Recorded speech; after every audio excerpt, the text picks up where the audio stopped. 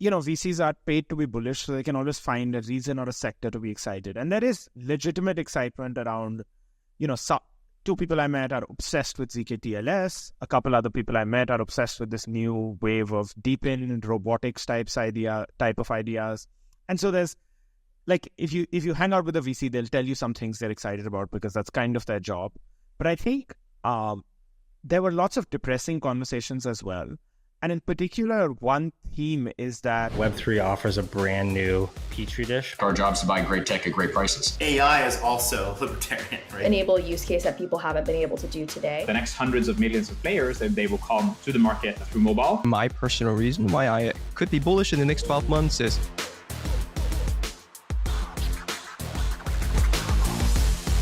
Blockcrunch is not a licensed financial advisor and is purely for informational and entertainment purposes only.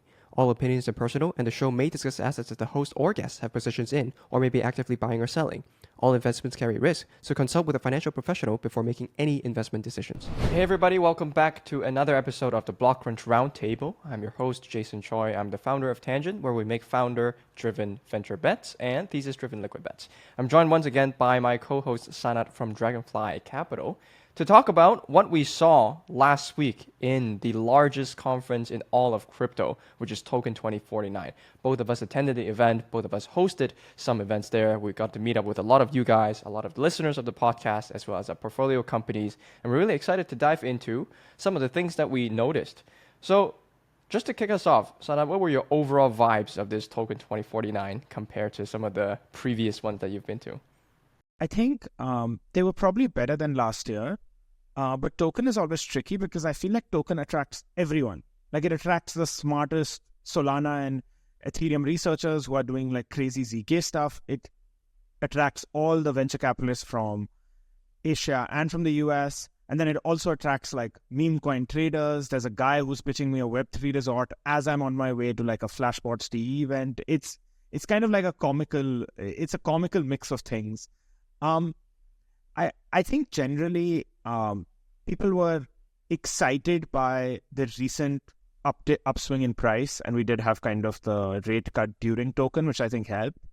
But I do feel like there's a general vibe that this industry feels a little directionless, and there's a lack of one thing I feel like is you have a lot of conversations with people, and everyone in this industry in some ways financially incentivized, but people have very short-term outlooks, like across the board. There's very few people who are willing to take, outside of, I think, a handful of VCs, there are very few people I met who are excited about the industry on 10-year horizons.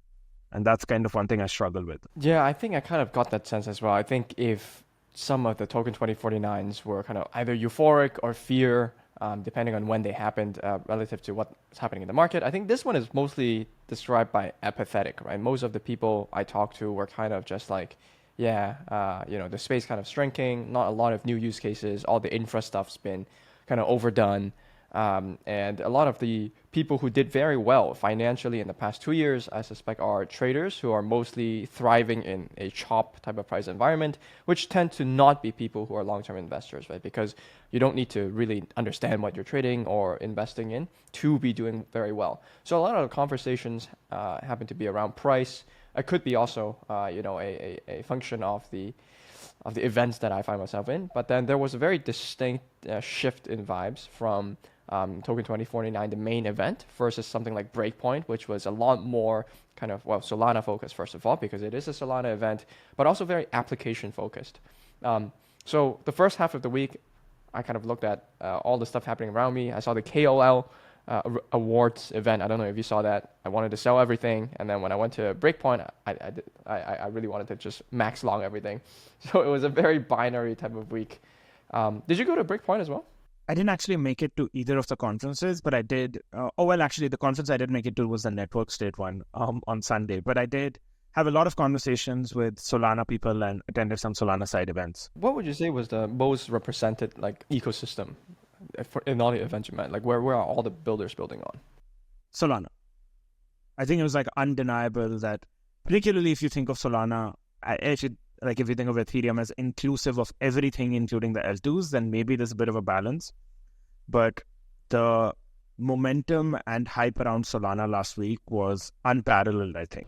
Before we get started, I'm grateful for Aptos for sponsoring the show and letting us continue to make this free content for all. So here's Jerome from Aptos to tell us a little bit more. In addition to crypto-native use cases, Aptos has seen many Web2 major enterprise integrated network when other ecosystems have struggled to do this, such as MasterCard, South Korea's largest retail conglomerate, Lotte Group, and one of South Korea's largest telecom providers, SK Telecom.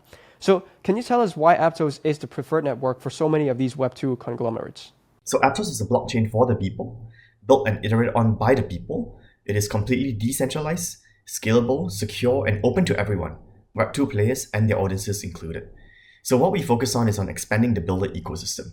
While some ecosystems attract only Web3 natives, we believe a thriving ecosystem needs both experienced Web3 natives and emerging enthusiasts to help grow the pie beyond 20,000 or so devs that Web3 has today. To do this the right way, there's two things that the Aptos Foundation has focused on, right? So one is to make the experience building on Aptos as familiar as possible to the existing smart contract environments. Chainlink and Flipside are examples of this. We also have dev-friendly tools such as Gas Profiler, which helps you understand the gas usage of Aptos transactions. Number two, that's to make the experience of building smart contracts as foolproof as possible. That's where Move comes in.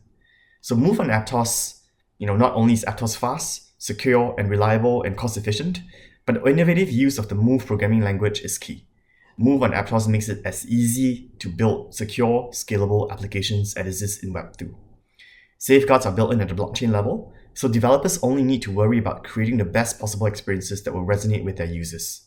With Move, devs can build lasting dApps on Aptos without worrying about scalability, security, and upgradability, because those qualities are built in at the programming language at runtime level. Thanks, Jerome. Now back to the episode. Yeah, I think we should definitely touch on that because obviously in Solana Breakpoint, they came out with a pretty big update, which was well telegraphed ahead of the event, but this is an update called Firedancer. So it's not fully live yet, but they launched Frankendancer, which is a combination of Firedancer and their existing client.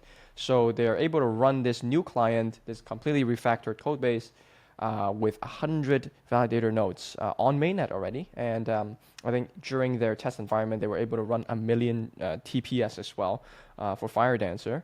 And this was, I think, a long time coming. I remember talking to the Solana team. They mentioned they just kind of worked with the Jump infrastructure team to build out this entire ambitious project. And yeah, that seemed to have sparked a lot of excitement, at least amongst the builder crowd. For Solana. How much do you think the building, kind of the apps being built on Solana was because people saw these types of developments happening, or was it just, because there's already quite a lot of users in Solana? I think it's both. I think one thing I can totally credit Solana for is that they have a clearer vision of what they're building for, and it is just like this decentralized NASDAQ. They clearly have come to parity, I think, in some sense on showing a lot of research and development expertise. So I think that vibe has shifted very dramatically, but it's also where all the activity is. And so I think broadly as a developer, you want to bet on momentum. You want to be in a place where you kind of have tailwinds and not headwinds. And it feels like it's hard to, it feels overdetermined, but it feels like Solana has a ton of tailwinds right now from investors, from new funds, from the team shipping very well technologically. The foundation is obviously very, very well capitalized. They don't actually give out a lot of grants. I saw some FUD about that this week, but the foundation is extraordinarily well capitalized given they have a lot of balance sheet on their soul. It feels like a little bit of a talent black hole. And, one of the ways I always like to think about like the best startups or the best growth companies are kind of resource black holes. They just attract capital, talent, and the best people around them in this like virtuous cycle. And it feels like Solana just has that going for it right now. Yeah, and I actually see the grants thing as incredibly bullish, right? The fact that they don't have to dangle money in front of builders just to get all of them. And this is slightly kind of tangential, but there's an app called Unlonely, which was one of the streaming apps that I think you showed me actually. So I think they were quite popular on Twitter a while ago. I don't know how they're doing now, but the founder of Unlonely just tweeted yesterday that, hey, he's going to leave Base, which was the de facto SocialFi chain, right, with Farcaster being built on there. But he's going to leave Base to Solana. And the reasons he cited is basically he felt that the culture in Base, not just the team, but the users there are kind of, I guess, not not ivory tower, but a little bit highbrow, and maybe they kind of crinkle their nose at more speculative use cases. Where in Solana, they kind of fully embraced everything. Meme coins, pumped up fund is built on Solana as well. So it's very interesting for me to see people talk about the culture of different chains, because I suspect that most people in crypto are probably just, if they are users of apps, they don't really care where the app sits as long as it's performant. So it's strange for me to hear that, hey, EVM people don't like this type of app, or Solana people seems to be more welcoming. Is that something you kind of see as well? Because I'm not sure I fully agree with that. There are platforms that feel pretty tech agnostic, and in their own way, maybe the Optimism mainnet feels pretty tech agnostic and you can build anything there. But I'd say actually, I'd contrast this with Blast. And I've always had a ton of respect for Pac-Man, because instead of, when he launched into a sea of pretty boring L2s, Scroll, Linnea, Metis had all kind of launched around then. And he actually, instead of saying, okay, I'm just going to spend as much money as it takes to get Uniswap and Aave on here and look very similar to what Optimism and Arbitrum look like, I'm going to get a set of founders who are very focused on speculative and gambly apps and show them a lot of loyalty, and instead and make sure that they build specifically on this chain. And so you look at apps like Thruster and Fantasy Top, and they do feel like in this magical way they belong on Blast. And they don't quite belong on Scroll. I can kind of feel the vibes being different. So I do think this matters a little bit. I think if you generalize to EVM and Solana, I think Solana's doing a good job of having room for everything ranging from DePIN to DeFi to a whole bunch of meme coin stuff. And I think across the EVM ecosystem, you can find a home that works for you, given how many there are. But I do think now that kind of tech differentiation is only one way that L1s and L2s differentiate. They do kind of have a curation of an app ecosystem that strategy can feel distinct between the few different L1s and L2s. And in a different way, whatever your thoughts may be about a Vape2 project, doesn't it feel like it belongs on Vera chain? Yeah, that's true. I think you're right in that the keyword is curation, right? And this event was very interesting to me. This whole Token2049 is interesting because most of the perception that I have from the projects is either from talking to founders that come through our venture pipeline, or just looking at sentiment indicators or social media. And that perception of projects is very different when you talk to people who are just starting to build projects on these new chains. Their feedback on what's popular and what's not, or what's supportive, is very different sometimes from what crypto Twitter perceives to be the quality chains. And I think it really comes down to two things in terms of how do you curate that culture that feels welcoming to app developers. One is curation, like what are the first applications that you as a new chain incubate or work closely with. And then number two is support. So one great thing that I heard about Solana from devs this event is also 4 months before the beginning of Breakpoint, Solana Foundation was already reaching out to every single project, right? For guys like Drift and so on, just to ask, hey, what are you guys announcing in the next 4 months? What exactly are the features? When are you going to announce it? And they work with them on 5-minute keynotes, because they know that, hey, nobody's going to listen to an hour of someone shilling their own product. It's 5-minute keynotes, and then instantaneously shared across social media. And within 12 hours, not even 24 hours, within 12 hours, all the YouTube videos are uploaded. So it's very evident even from the outside that they have a machine incredibly well built. They're still in kind of wartime mode to make their app builders first-class citizens. Versus, for some of the other chains, you really don't hear that type of coordinated support. And I heard some pretty negative feedback about some pretty big ecosystems. I don't want to, put them on blast here, but some of the EVM ecosystems, some of the L2s, I think their kind of organization was just not there, and they simply didn't provide the support that application developers need. So it's interesting because right after the event, we managed to interview Kyle Samani, who is managing partner at Multicoin, one of the largest investors and holders of Solana. And he was I asked him, okay, what do you think needs to happen with L2s, right? As someone who is just extremely anti-L2, what needs to happen for Ethereum to overtake Solana? And he had one answer, which was, I think the Ethereum Foundation needs to flip to wartime mode, right? They're now basically a peacetime foundation. They need to really go aggressive in supporting application builders, their main figurehead shouldn't be in public talking about how DeFi is bad, or at least giving that perception, which is the perception that some people have. Just one final note there. I think Kane Warwick, the founder of Infinex and founder of Synthetics, right, one of the first trading applications on Ethereum, he recently did an interview where he mentioned that he feels like Vitalik is almost like abandoning DeFi, or at least giving the impression that he is anti-DeFi. So in fairness, I think when Vitalik issued his critique of DeFi, I think a few weeks back on Twitter, it was very fair, right? He was basically critiquing that the yields in DeFi are not very sustainable, even if it's not token incentivized. The lending yield is coming from people levering up, borrowing money to long more tokens. That's a very circular kind of Ouroboros type of logic that shouldn't work. And I think that's a fair critique, right? We do need to see more sustainable sources of yield. And I think there are some projects that are working on this, for instance, like bringing treasuries on chain and so on. But at the same time, I think he gave the impression that the people who seeded the entire Ethereum community or the ecosystem, which are the DeFi folks, weren't supported by the figurehead. So I think that in general, just to wrap things up here, I think the sense I get is that developers are a little bit tired of feeling not being supported, and they're kind of looking at the cool kids over at Solana and seeing, wow, they're doing all these things, and they're kind of envious, and some of them are even moving over. Maybe that's a bit of a generalization, but curious if that's the main takeaway you have from this whole event as well.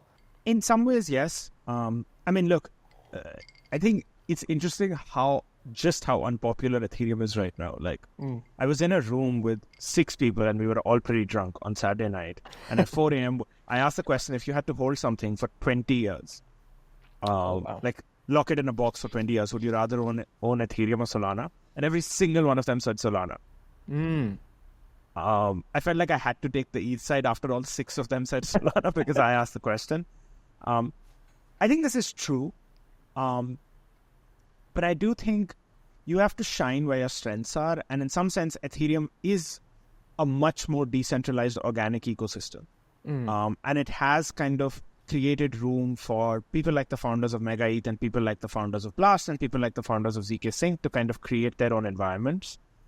And I think it's tricky for me to believe that the response is to become more like Solana.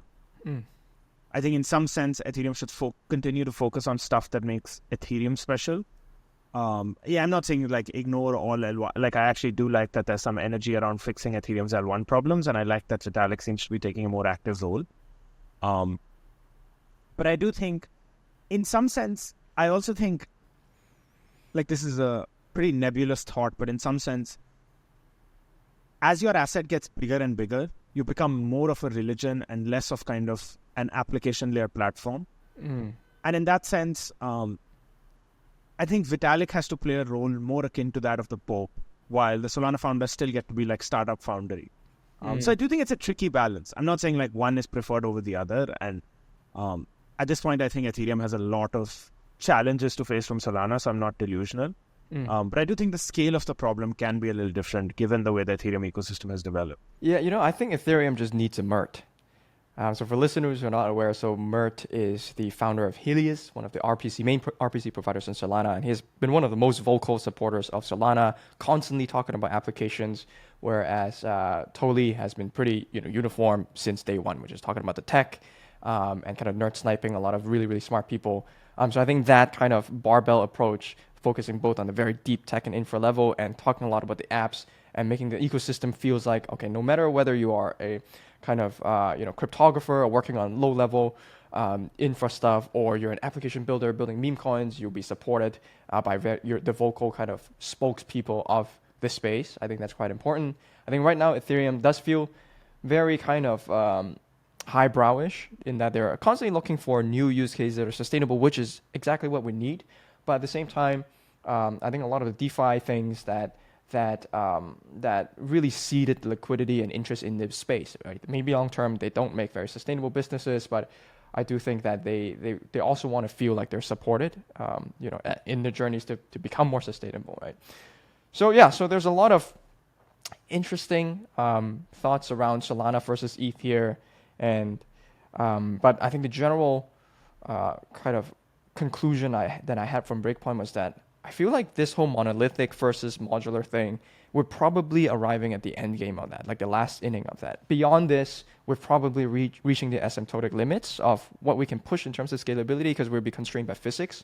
So my contrarian take is actually, after seeing what's possible with Firedancer, I think it's very difficult for new layer ones to compete with Solana in the long term, especially if you're just launching soon because of the limitiness, right? If you remember the first year of Solana, there's so much downtime, there's so many bugs. I don't think any other chain can avoid having that. So the longer it takes for new L1s to launch, to want to compete with Solana on the monolithic field, the harder it is for them.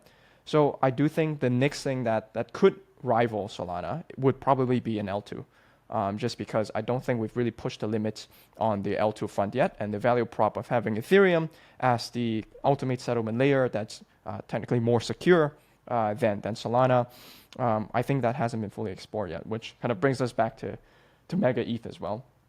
But not to show our own backs too much, I do want to talk a little bit about the meme coin situation. Did you notice the meme coin crowd at Token, the KOL awards? What are your general thoughts on that?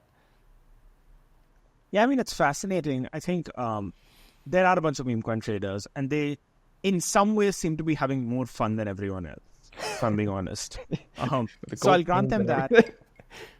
The one thing I do want to say about the meme coin and gambling situation in general is that I actually, one thing, there's a fair amount of cope and ivory tower kind of thinking around this stuff, where everyone is like, oh, this is temporary, oh, this is stupid, this is not what we should be focusing on. And the truth is that I just like keep coming back to the fact that in the last year, Photon, which is like Bloomberg terminal for meme coins, made $100 million. Pump Fund made $100 million. And the Telegram bots collectively have made over $200 million, with Bonk Bot making $70 million. And I think these people want to have fun. Crypto does provide a great avenue for speculation. And the one thing I will say is that this industry right now feels like there's a little bit of a talent vacuum. And in particular, it's hard to attract young, energetic founders just out of college. Like a lot of the kind of industry veterans are obviously building infrastructure, and those people have spent time in the industry. And I'll give Alliance DAO a lot of credit for the next thing I'm going to say, but I very regularly now have calls with a group of young, energetic, very ambitious founders who are building, whether it's a pump.fund competitor, whether it's a way to bring kind of new apps on chain, whether it's a way to kind of create new distribution mechanisms for meme coins, whether it's on-chain, hybrid off-chain casinos, whether it's kind of gambling on esports streams. And I think people who don't pay attention to this class of user and this class of founder are going to feel pain. Yeah, I actually agree with this because I don't know if you saw the Iggy Azalea party. So Iggy is a celebrity, a rapper who issued a meme coin called Mother. I think this is a few months back. And she also had a debate with Ansem, who is a crypto Twitter influencer, I believe, on Memecoins token. I couldn't make that debate, but she did a massive party afterwards, which became very divisive on Twitter. So for those of you watching on YouTube, I'm just pulling up Iggy's Twitter feed, just completely full of mother shills and I think photos from the party as well. So a lot of folks were basically saying, this is not representative of crypto. This is, I think they had like a party at a strip club. And then other folks were just saying, this is what crypto is, right? This is culture. This is people doing what they want. So I myself, I didn't go to the party, but I do think that the fact that NFTs came along and people had a stab at SocialFi and the meme coins had a massive takeoff, I think these are all aspects of the same thing. Basically, there seems to be a unique niche for crypto for the intersection between culture and gambling. Right? There's a speculative element to all of these and a cultural element to all of these. So we're actually making an investment in this vertical that we'll announce pretty soon as well, that I'm quite excited to kind of share. Did you make your way to the mother party? No, I'm never cool enough to be invited to these things. I was told very often that I should make it to Marquee to see Diplo.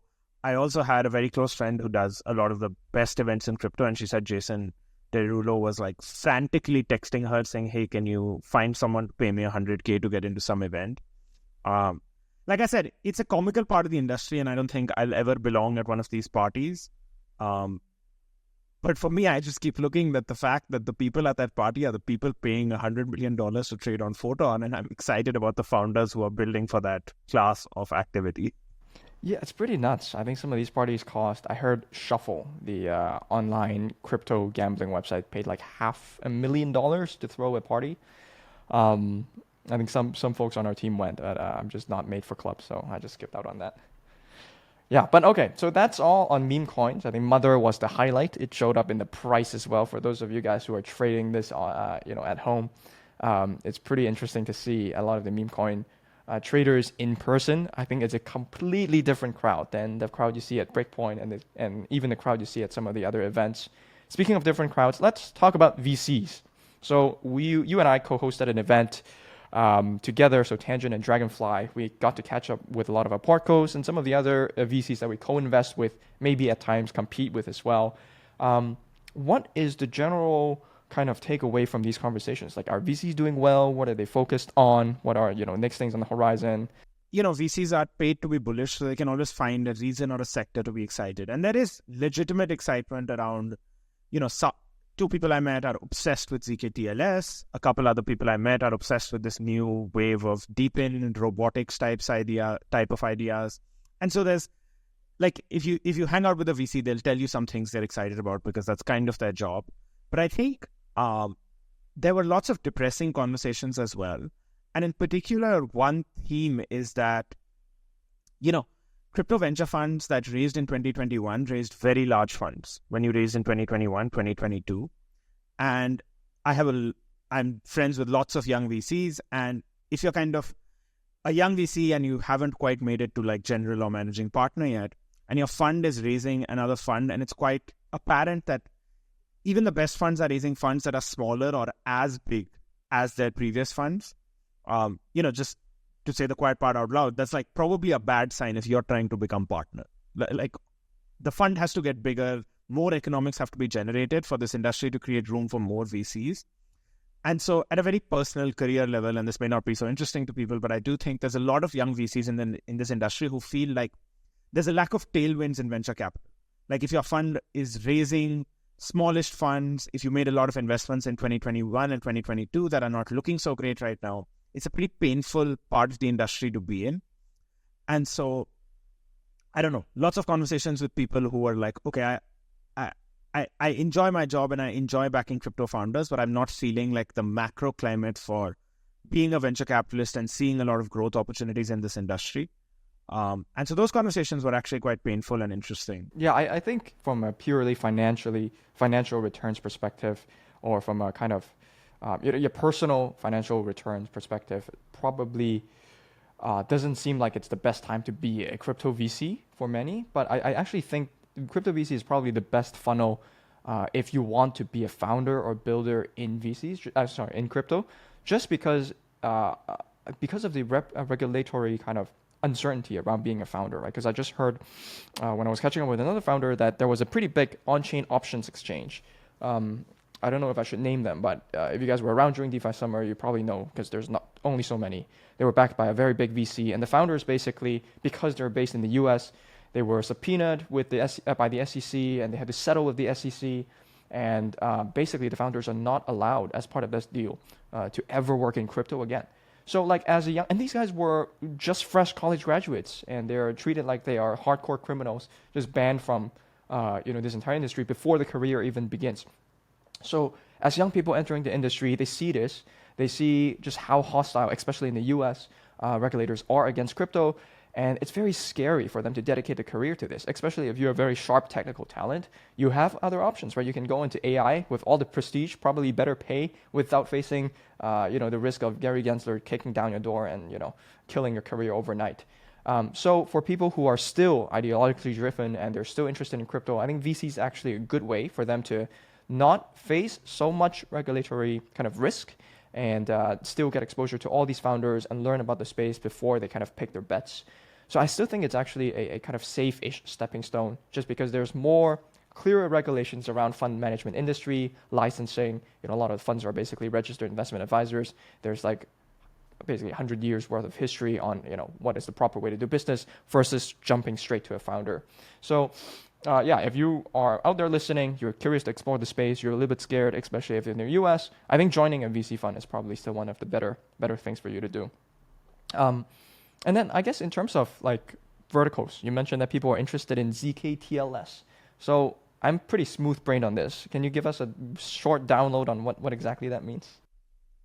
Yeah, zkTLS, it's actually a very cool idea where basically you can think of anything that your browser shows you or anything that the internet tells you. And zkTLS allows you to create a proof of it. And so I'll use a degen example that makes a lot of sense. Let's say you're running a perp text and you want to give a special airdrop or special trading fee structure or some kind of special privilege to someone who has traded $1 million on Binance in the last year. So right now, if you want to do this, it's actually pretty tricky. Obviously, no one is going to share their Binance credentials with you. And, you can try and get them to screenshot or do some team viewer type thing. But obviously, it's all like kind of sketchy. And so zkTLS basically lets you log into your Binance. And then there's these zkTLS tools that will attach to either your browser or your mobile phone. They'll see the data that Binance is sending you, which is to say, Binance will generate a page for you saying, oh yeah, your volume over the past year was $1 million. They'll create a proof of that. That proof is actually very cool. It's totally private and can't be linked back to the original user. And you can send that proof to the perp text, and the perp text can be like, oh, cool, this person traded $1 million on Binance in the last year. So I'm going to give them VIP privileges to join my perp text. And there's actually a whole universe of cool stuff you can do like this. The second example I'll talk about was this app that took off for a little bit last year called Kettle, Ketl, where there's this app called Blind that's used a lot in Silicon Valley, where you basically authenticate to the Blind app that you have a Twitter address or a Facebook email address such that you work at the company. And then it's like people shit post all the time saying, I make this much money at Facebook. My boss sucks. Do you think I could get more money at Meta? Twitter's product team really sucks, but I'm getting paid so much and I don't work at all. Do you think I should change my job? It's actually very funny. Blind screenshots are very funny. But one problem with Blind is that they've had their data leaked, their database leaked more than twice. And so if you're a senior level executive at any of these companies, you wouldn't use Blind because it's just like asking to get yourself fired once you show up on that list. So Kettle did this cool thing where you could generate a zkTLS proof of receiving an email at that email address, send it to Kettle. And then Kettle doesn't store, like you can say, okay, I'm a founder of a Y Combinator company. And they do a zkTLS proof showing that you actually have access to Bookface or the Y Combinator acceptance email. You send that to Kettle. Kettle doesn't store anything about you. They just say, okay, this person, they're a Y Combinator founder. And you can kind of create a large anonymity set. And they then use that to create a blind-like experience where founders of YC can talk to each other anonymously. Anyway, I'll stop rambling, but I actually think zkTLS is a pretty cool tech, and it can be used in a super cool way to bring a bunch of off-chain data online in a provable way. So you can say, hey, anything from, hey, I'm a Spotify user who listened to this song 1,000 times to, hey, I'm a OKEX user who trades more than 99% of other users, so you better make me feel special for coming to your perp text. Kettle sounds really interesting. So it's kind of like Yik Yak, but with verifiable background. And so for people who don't remember, Yik Yak, I think was back in 2016, was a massive social app that took off on college campuses. Basically allows you to send out anonymous messages, and you can view other people who posted anonymous messages within a 2-kilometer radius. So it became very popular for on-campus gossip. So this is like Yik Yak, but globally, and it's anonymous, but with verified kind of background for people using kind of zkTLS. Yeah, the two categories were founder at Y Combinator and VC at 1 billion plus AUM fund. It was kind of funny, actually. How did it take off? Is this still around? I haven't seen people talk about it in a while. Yeah, unfortunately, I was obsessed with the idea, but I don't think it's doing very well. And I think the founder has actually pivoted to launching something else. So yeah, sometimes these experiments that sound cool don't work. Yeah, well, speaking of this, I think social is probably one of the things that VCs are at least intellectually interested in during Token 2049. It's something that came out a few times. One of the founding engineers at Yik Yak is actually building a Web3 version of this on a chain, which I'd love to share more soon. I'm talking to him later today, actually, funnily enough. Oh, yeah, nice. So you know which chain I'm talking about. A little bit of alpha there. So I think for verticals that VCs seem to be interested in, so one interesting thing is crypto AI is very, very divisive. I spoke to managers of, pretty large funds, $200, $500 million funds. One of them told me, hey, this is our core focus right now. We're going to pay up for all of these 100 to 300 million starting FDVs pre-product. We're going to do it all. And the other basically told me, yeah, it's mostly vaporware. We're not going to do any of these. We might do if it's cheap enough or interesting enough, but I think they're going to do very poorly. Well, what are your general views or observations around crypto AI there? Because that seems to be top of mind for all the VCs. I won't speak too much here. I think you probably have far more expertise in this than I do. It's a sector where we as a fund have spent some time and made a handful of investments. But I personally have struggled a lot. Like one thing, the valuation premium is out of control. And I just find that there's very little product market fit being evidenced in any of these places. And there's a handful of places where maybe it kind of makes sense, some form of censorship resistance. So I don't know how large the TAM for censorship resistant AI really is.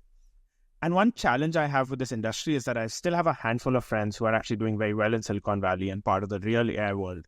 And it feels like there's a real AI world, which is a large island over here, and there's the CryptoX AI world, which is a small island over here. And almost nobody has even been able to build a boat, let alone a bridge that connects these two spaces. And I think that's probably not a great sign. But I also want to caveat that I'm not the person who spends a lot of time in this space, so I probably know less than everyone else. No, I generally actually agree. I think there's more vaporware. Well, I guess you could say that with every vertical. There's more vaporware than actual products. I'm very skeptical on a lot of the AI projects that are launching in crypto. It almost seems like solutionism, right? So for instance, like a lot of the AI agent stuff, it seems like the only immediate serviceable market is like on-chain yield optimization, which isn't that big of a TAM. There's a lot of the GPU clusters, which I think is mostly saturated for now. Like there is some commercial value there, but it's very, very saturated now. There's decentralized training and inference, which presents its own set of problems in terms of performance versus Web 2 alternatives. I think the biggest exciting one was BitTensor. They did an event, and then subsequently they did an hour-long presentation online, which got a lot of people excited because they were showing that people are starting to use BitTensor's incentivized subnets to do more complex things like protein folding, for instance. So just as a disclaimer, we do hold some Tau tokens for BitTensor. I think it's still a pretty experimental ideas. I have multiple conversations with this, with different kind of researchers, and I think there's still some questions about whether BitTensor is sustainable in the very long term, whether it's just incentivizing, inference with tokens, and what's giving these tokens values besides a speculative premium. But you can say that for basically a lot of DePIN networks as well, which bootstrap supply side first before they figure out the demand side for both the product and the token. So yeah, I think it's still an open question here. It's very interesting for me to see how divisive it is. One thing that is less divisive is DePIN. I think in general, the view that I got from VCs was that the only fresh, interesting talent in crypto today is in DePIN, because most of these folks are not crypto natives, right? They're not like former DeFi guys trying to start like a metaverse or whatnot. These are actually hardware guys who are coming into this space because crypto is solving an actual commercial need. So the example that I kept bringing up during the conference was GeoNet, which we're investors in. They're actually top 3 in terms of revenue generated by a DePIN network. So the first one, probably everybody knows, is Helium. I think there's another Akash, or one of the GPU networks. And then there's GeoNet. So GeoNet at times even makes more fees than Helium. So you can check this out on Artemis or DePIN.ninja, which is created by our friends at EV3. So they're creating a shit ton of fees. So for those of you who don't know, basically GeoNet is an RTK network. It's a real-time kinematics, which is a on-the-ground network to refine the accuracy of your GPS network. So normal people like me and Sanat, we probably don't need this for Google Maps. But apparently there's a massive industry of folks like farmers, for instance, who need to do industrial farming, who need to plant seeds in extremely kind of accurate spots in the ground that can't just use GPS because GPS is way too inaccurate. So they have these on-the-ground nodes that increase the accuracy of GPS by 100x. And the founder, Mike Horton, he's been in this GPS navigation industry for like 20 years. And he tried to do this in Web2 by building a network of on-the-ground nodes to refine GPS accuracy for farmers, for drone manufacturers. But it didn't work because the government basically told him, you need to get a license every time you install a node, and you need to pay $100 million to set up this entire network. And he was like, fuck all that noise. I'm going to make DePIN great again. And he sold these nodes to just mom and pop folks in crucial kind of rural areas. And people just install their nodes at home and provide the service and earn a fee. And these are like actual cash fees that are used to kind of buy back the token and burn. So I'm really excited by stories like that, just because this is no longer vaporware. It's actually people solving commercial use cases.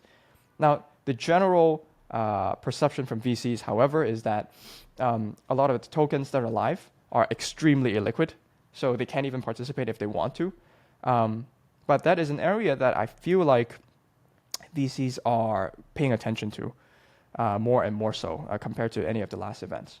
Did you kind of see that as well? Like, are people talking about DePIN more? Yeah, they are. And I think, like you said, a lot of people are focused on the illiquidity of the tokens and the finding founders who can generate demand side, like actually sell whatever data or product you create out of here. And I've always kind of thought that was kind of what held back a lot of DePIN startups. I'm just going to use this opportunity to share one of the craziest ideas I heard last week that actually I think is super cool, where one problem in robotics generally is that we have way less training data to train kind of large AI robotics models than we do like text-based models. And so we want to, like, we actually don't have enough footage of simple things like people cooking. Like, we need millions and millions of hours of people cooking so that we can kind of start training robots accordingly. And the most fun DePIN idea I heard last week was like, okay, you build a camera, you pay a bunch of people in like countries like the Philippines and India. You say, hey, you buy this camera and you put it in your kitchen. It's super dystopian. You put it in your kitchen and we just track you cooking all day. And from that, we kind of generate a ton of training data, and we kind of pay you. And this is like a perfect DePIN startup, and we pay you for all the data you're generating and kind of use that to train AI models. And in some ways, this is what Scale AI, a very successful Silicon Valley startup, did for labeling and training data. And so in general, apparently, robotics really needs a lot more training data. And I feel like there's a DePIN opportunity in just paying people to give them, pay people to give you a video of them just doing things.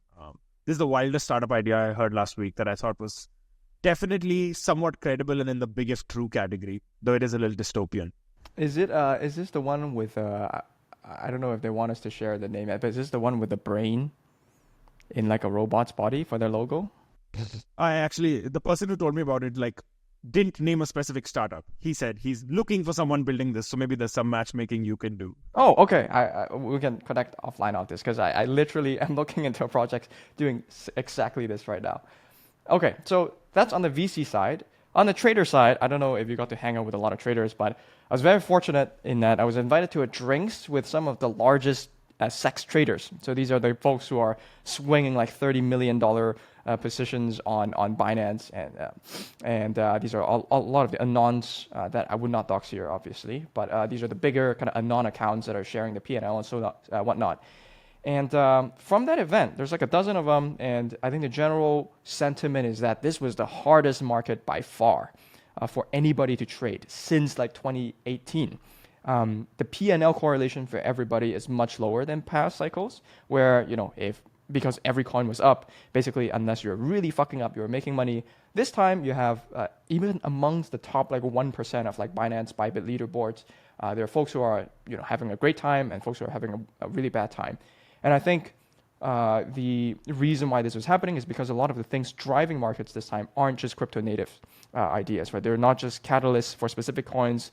They're macro things, which thousands and thousands of people around the world trade in the macro markets and have little edge on. So it's very difficult. So things like ETF flows, that's probably pretty crypto native. But things like probability of Trump winning the election, probability of a recession, the duration, magnitude, timing of the rate cuts, all of those have affected positioning for traders. This produces a wide dispersion of outcomes throughout this past, especially 6 months.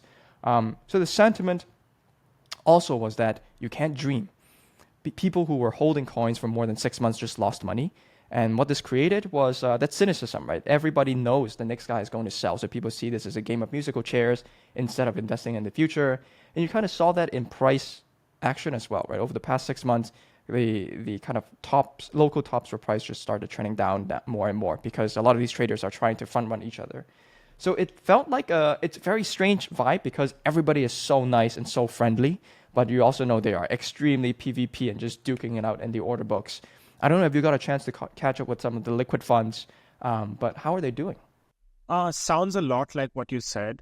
I think people who have made very kind of long-term thesis-driven bets have struggled a little bit with kind of just alts not doing so well. There's a large belief that Bitcoin is in its own universe.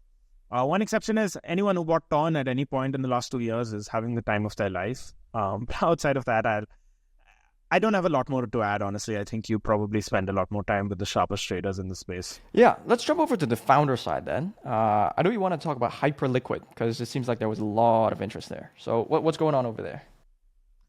I've been so impressed. Like the one takeaway is that Hyperliquid's big. A ton of its users are very total acolytes. Like I look at Hyperliquid and I really remember Andrew Kang's advice about investing in cults. And Hyperliquid does feel like a cult. And it is very interesting that there's a class of traders who really, whether they're incentivized by points or not, really make the claim that this is the answer to an on-chain Binance. And they've tried all the other perp dexes out. They just don't like DYDX or Drift for different reasons. And it's super impressive to me. Like people are throwing out token target predictions of 10 billion. There was a Hyperliquid event last week, which I feel like was one of the most exclusive events. Like people who were invited felt very cool about themselves. And I know 3 people who tried to get in and were kicked out at the door. In general, there's a couple of takeaways from Hyperliquid that I think are super interesting. Obviously, the team like ships super hard and is very impressive. I think one thing that's interesting is that, we always presumed that an on-chain Binance would be like a perp dex on Solana or a perp dex that's an L2. And in some ways, we continually learn the lesson that people don't care as much as we think about decentralization and mostly care about good UI UX and kind of a regulatory arbitrage where in some sense, Hyperliquid currently runs on my understanding is 3 servers, but it's KYC free. And so it feels like a perp dex in that way while they're super performant and people seem quite happy with that product.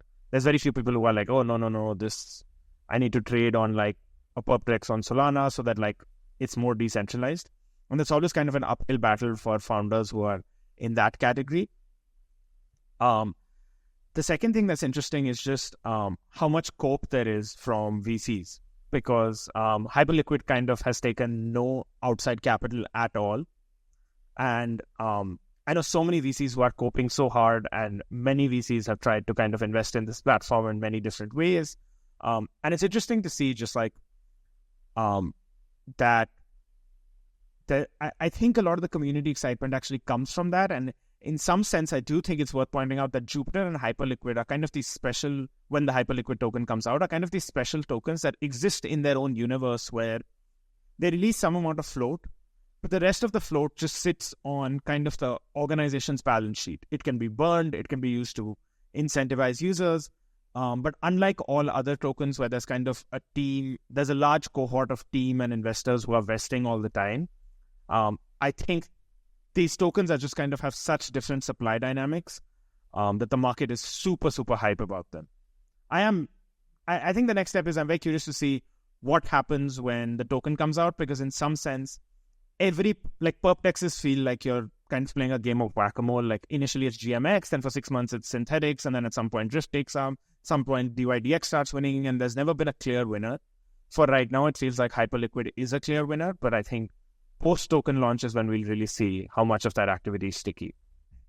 So it's interesting you bring this up because during Token2049 week, Multicoin also put out a blog post about Drift, which is, I was an angel investor in before Tangent. And they are basically starting a perp dex on Solana. And I think the whole attack vector or the rebuttal that the Multicoin guys had against Hyperliquid was the fact that it was run on 3 servers. There's centralization risk. It's a kind of Thanksgiving turkey situation where, one day if the regulators decide to shut it down, then it's over. Do you think that's a credible critique? Like, are they fair on that assessment? Yeah, I think it is. Like Mert said, look, as long as you're upfront about it, this is just a different product. This is like a weird quasi-on-chain, quasi-off-chain, and Hyperliquid has a lot of plans to decentralize. But I'm a little skeptical of those because decentralization for a perptex will always come at the cost of performance. And so I think it's a valid critique, but it's also like, it feels a little bit like Coke because Hyperliquid volume and users just keep growing, and we're all sitting here like being unsure. In a similar way, it's like VCs hated, lots of VCs were like very ivory tower about Telegram bots because the custody model wasn't quite perfect. And instead we funded all these weird kind of custody, self-custody wallet type things. And meanwhile, Telegram bots produce $200 million in revenue. And in fact, Telegram bots have found a way to kind of fix the custody problem using using these account abstraction wallets. So I'm curious to see how Hyperliquid plays out. And there is definitely a big risk. It is centralized in a very meaningful way. But it's kind of that eternal struggle where what users want seemingly is a place where they can trade and they don't have to KYC and they don't want to think too much about what's happening on the back end. Yeah, I think in general, traders, the priority for traders really isn't how decentralized is this, how many nodes is this. I don't think they even look into that, right? They just see, okay, where can I not KYC, especially for Americans? And that's the kind of, saying the quiet part out loud. But also trade in an exchange with feature parity with FTX, where I can, market slam 10-bit BTC with no slippage. So I think on one side, I can see where some of the VCs are coming from. Maybe there is some sort of a moral argument to not fund things that are, have very obvious attack vectors. But on the other side, it's also a founder bet, right? You're betting on whether the founder is able to decentralize and make it anti-fragile over time. And from a purely commercial perspective, right, assuming the thing doesn't get hacked or exploited or attacked by regulators, it makes a lot of sense for you to create a performant product, attract the users first, and then maybe slightly degrade the performance of this product to decentralize over time, versus ship something that is just fundamentally degraded versus your typical sex experience, and then try to make it more performant by centralizing over time, because then you would never get any users to begin with. So I think now the market is Hyperliquid's to lose, right? They own basically all of the DEX liquidity for perps in DeFi right now. So it's up to them for how do they want to go about this road of decentralizing without sacrificing too much performance. So I think on that note, I'd like to close this out with this photo here, which is one of my favorite photos I saw during Token2049. So for those of you who are listening at home and not watching on YouTube, basically there was a morning walk. Unfortunately, I'm not a morning person, so I didn't attend, but thank you, Shuya, for inviting. But this is a morning walk with some of the folks that are extremely crucial, I think, to all of crypto. So you have here Jeff, who is the founder of Hyperliquid. You have Kane, who one of the OGs in crypto, building Infinex now and built Synthetics back in the day. Obviously, Guy, building Athena, the fastest growing stablecoin. Vitalik himself. You have Stani from Aave, Shriyal from Mega ETH, and Taiki, who's been doing a lot of great work on the education front. So yeah, I think we should celebrate people like this more in the space. I think, KOLs and influencers and Memecoins have their space, and, I'm welcoming to everything that pushes usage for crypto. But, I'm forever appreciative of the OGs, like folks in this picture. So I just like to wrap it up with this photo here. And thank you for tuning in to another episode of Blockcrunch. Hey there, Jason here. Thanks for supporting another episode of the Blockcrunch podcast. If you enjoyed this, please give us a 5-star rating on Spotify and Apple Podcasts. And make sure you subscribe on YouTube so you can check out our founder interviews, our Roundtable series on our venture thesis, as well as our On a Tangent sub-series about our current market views. And as always, you can reach out to me on X at Mr. Jason Choi. And I'll make sure to read every comment related to this episode. So I'll see you next time.